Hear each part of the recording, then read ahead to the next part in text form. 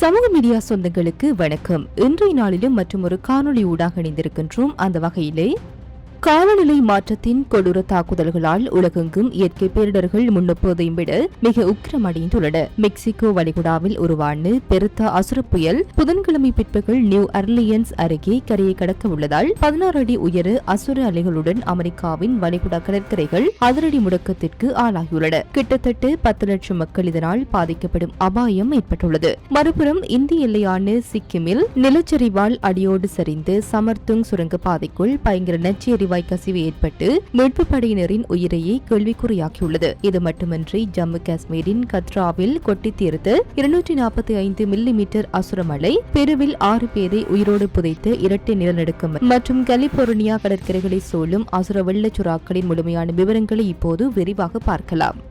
Mexico வளைகுடாவில் உருவாகியுள்ள பெர்தா வெப்பமண்டல புயல் வலுப்பெற்று அமெரிக்காவின் வளைகுடா கடற்கரை பகுதிகளை நோக்கி நகர்ந்து வருகின்றது. புயல் புதன்கிழமை பிற்பகல் நியூ அர்லியன்ஸ் அருகே கரையை கடக்கக்கூடும் என முன்னறிவிக்கப்பட்டுள்ளது. தற்போது புளோரிடாவின் பனாமா நகருக்கு தெற்கே சுமார் 225 கிலோமீட்டர் தொலைவில் பெர்தா புயல் நிலை கொண்டுள்ளதாகவும் மணிக்கு சுமார் 65 கிலோமீட்டர் வேகத்தில் காற்று வீசுவதாகவும் தெரிவிக்கப்பட்டுள்ளது. புயல் தொடர்ந்து வலுப்பெறும் நிலையில் காற்றின் வேகம் மணிக்கு 120 கிலோமீட்டர் வரை அதிகரிக்கக்கூடும் என வானிலை ஆய்வாளர்கள் எச்சரித்துள்ளனர். புயல் காரணமாக புளோரிடா, அலபாமா, மிசிசிப்பி மற்றும் லூசியானா பகுதிகளில் கனமழை, பலத்த காற்று மற்றும் திடீர் வெள்ளப்பெருக்கு ஏற்படக்கூடும் என எச்சரிக்கப்பட்டுள்ளது. புளோரிடாவின் டல்லாஹாசி, பனாமா சிட்டி மற்றும் நியூ ஆர்லியன்ஸ் உள்ளிட்ட பகுதிகளில் சுமார் 8 அங்குலம் வரை மழை பெய்யக்கூடும் என கணிக்கப்பட்டுள்ளது. மேலும் கடல் அலைகள் 16 அடி உயரம் வரை எழக்கூடும் என்பதால் கடலோர பகுதிகளில் கடுமையான ஆபத்து நிலவுகின்றது. இதனால் படகுகள் கவிழும் அபாயமும் கடலோர பகுதிகளில் நீர் புகும் அபாயமும் அதிகரித்துள்ளது.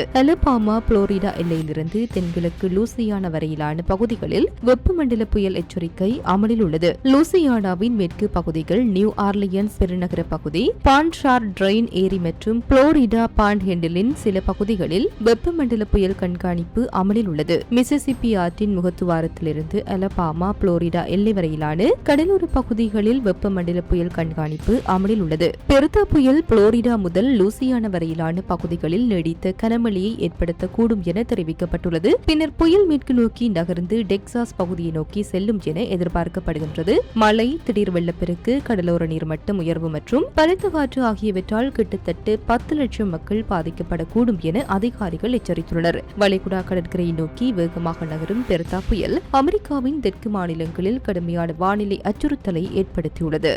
பசிபிக் பெருங்கடலில் கடல் வெப்பநிலை அதிகரித்து வரும் நிலையில் இந்த ஆண்டு கலிபோர்னியா கடற்கரைகளில் வழக்கத்தை விட அதிகளவில் சுறாக்கள் தென்படக்கூடும் என நிபுணர்கள் எச்சரித்துள்ளனர். சூப்பர் எல்னினோ காரணமாக கடல் வெப்பநிலையில் ஏற்படும் மாற்றங்கள் சுறாக்களின் இடப்பெயர்வை பாதிக்கக்கூடும் என தெரிவிக்கப்படுகின்றது. இதன் காரணமாக பெரும் வெள்ளச் சுறாக்கள் உள்ளிட்ட பல்வேறு சுறா இனங்கள் கலிபோர்னியா கடற்கரைகளை நோக்கி நகரக்கூடும் என நிபுணர்கள் கூறுகின்றனர். கலிபோர்னியா மாநில பல்கலைக்கழகத்தின் சுறா நிபுணர் கிறிஸ்லோவின் கூற்றுப்படி பெரும் வெள்ளைச்சுறாக்கள் தற்போது மெக்சிகோவின் பசிபிக் கடற்கரை பகுதிகளில் அதிக அளவில் திரள்வதற்கு பதிலாக வடக்கு நோக்கி நகரும் போக்கு காணப்படுகின்றது. குறிப்பாக ஜூலை முதல் செப்டம்பர் வரையிலான காலப்பகுதியில் தெற்கு கலிபோர்னியா கடற்கரைகளில் சுறாக்களின் எண்ணிக்கை அதிகரிக்கக்கூடும் என அவர் தெரிவித்துள்ளார். 2009 ஆண்டு முதல் தெற்கு கலிபோர்னியா கடற்கரை பகுதிகளில் சுமார் 350 பெரும் வெள்ளைச்சுறாக்களுக்கு கண்காணிப்பு குறியீடுகள் பொருத்தப்பட்டுள்ளதாகவும் கடல் வெப்பநிலை மாற்றங்கள் அவற்றின் இடப்பெயர்வில் தாக்கத்தை ஏற்படுத்துவதாகவும் நிபுணர்கள்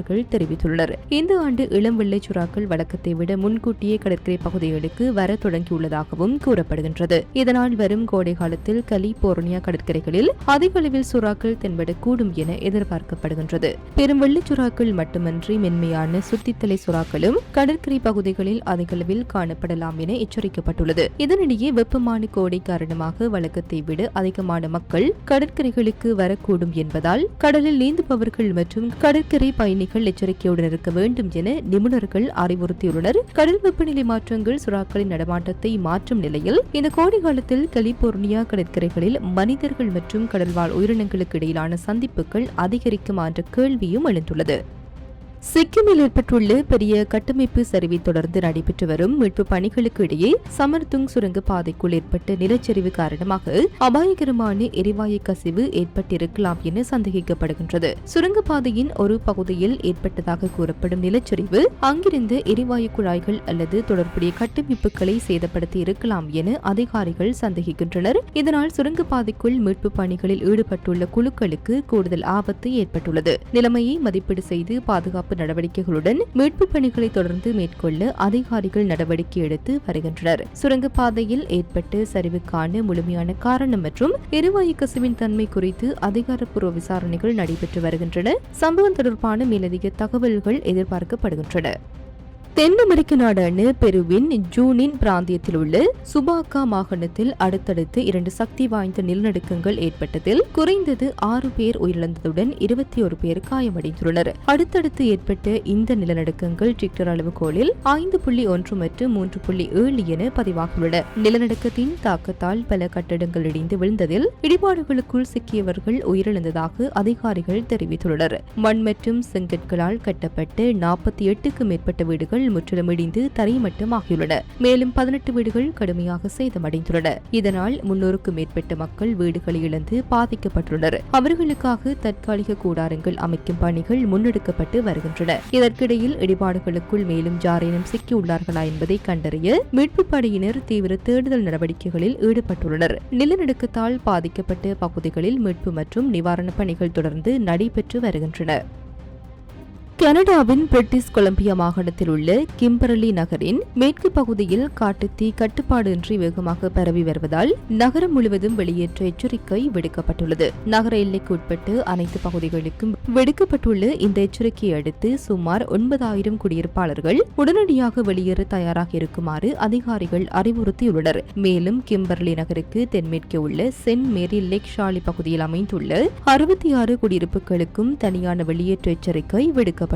சனிக்கிழமை கண்டறியப்பட்ட காட்டுத்தீ பலத்த காற்று மற்றும் வறண்ட மரங்கள் காரணமாக வேகமாக பரவி சுமார் 567 ஹெக்டேர் பரப்பளவை எட்டியுள்ளது. இதனுடன் 250 ஹெக்டேர் மற்றும் 30 ஹெக்டேர் பரப்பளவில் மேலும் 2 காட்டு தீகளும் பரவி வருகின்றன. இந்த 3 தீப்பரவல்களும் செங்குத்தான மலைப்பகுதிகளில் ஏற்பட்டுள்ளதால் தீயணைப்பு வீரர்கள் நேரடியாக சென்று தீயை கட்டுப்படுத்துவது ஆபத்தானதாக இருப்பதாக பிரிட்டிஷ் கொலம்பியா காட்டுத்தீ சேவை தெரிவித்துள்ளது. இதனால் தீயின் நகர்வு வான்வழியாக கண்காணிக்க வருகின்றது. 3 ஹெலிகாப்டர்கள் தீயணைப்பு பணிகளில் ஈடுபடுத்தப்பட்டுள்ளதுடன் கனரக இயந்திரங்களும் சம்பவ இடத்திற்கு அனுப்பப்பட்டுள்ளன. காட்டு தீ தொடர்ந்து வேகமாக பரவி வருவதால் குடியிருப்பாளர்கள் அதிகாரிகளின் அறிவுறுத்தல்களை பின்பற்றி அவசர நிலைக்கு தயாராக இருக்குமாறு கேட்டுக் கொள்ளப்பட்டுள்ளனர்.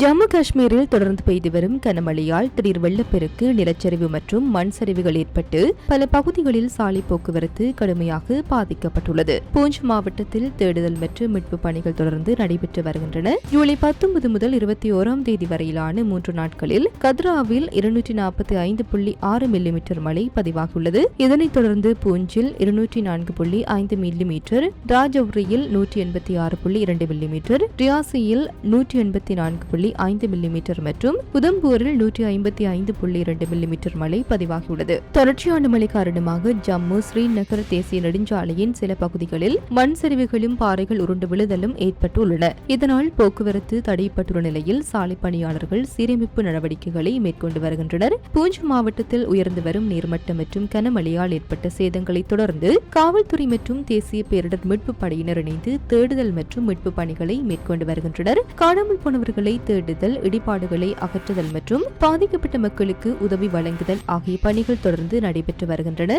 ராஜௌரி, பூஞ்ச் மற்றும் அதனை சுற்றியுள்ள பகுதிகளில் கனமழை காரணமாக ஆறுகள் மற்றும் ஓடைகளில் நீர்மட்டம் உயர்ந்துள்ளதுடன் திடீர் வெள்ளம் மற்றும் நிலச்சரிவு அபாயமும் நீடித்து வருகின்றது. இந்த மழை தொடர்பான பேரிடர்களில் உயிரிழப்புகள் மற்றும் சொத்து சேதங்கள் ஏற்பட்டுள்ளதாக அதிகாரிகள் தெரிவித்துள்ளனர். ஜூலை 21 முதல் 23ஆம் தேதி வரை ஜம்மு காஷ்மீரின் பல பகுதிகளில் தொடர்ந்து மழை மற்றும் இடியுடன் கூடிய மழை பெய்யக்கூடும் பெய்யக்கூடும் என வானிலை ஆய்வு மையம் எச்சரித்துள்ளது. குறிப்பாக ஜம்மு பிரிவின் சில பகுதிகளில் கனமழை முதல் மிக கனமழை வரை பெய்யக்கூடும் என தெரிவிக்கப்பட்டுள்ளது. திடீர் வெள்ளம், நிலச்சரிவு, மண் சரிவு மற்றும் ஆறுகள், ஓடைகளில் நீர்மட்டம் அதிகரிக்கும் அபாயம் உள்ளதால் வெள்ள பாதிப்பு மற்றும் மலைகளில் வசிக்கும் மக்கள் எச்சரிக்கையுடன் இருக்குமாறு அதிகாரிகள் அறிவுறுத்தியுள்ளனர். ஜம்மு காஷ்மீரில் மழை தொடர்ந்து நீடிக்கும் நிலையில் மீட்பு பணிகள் ஒருபுறம் தீவிரமடைந்துள்ளதுடன் மேலும் வெள்ளம் மற்றும் நிலச்சரிவுகள் ஏற்படக்கூடும் என்ற அச்சமும் நீடித்து வருகின்றது. இத்துடன் குறித்த காணொலி நிறைவு பெறுகின்றது. இது தொடர்பிலான உங்களுடைய கருத்துக்களை கமெண்ட் வாயிலாக தெரிவிக்கலாம்.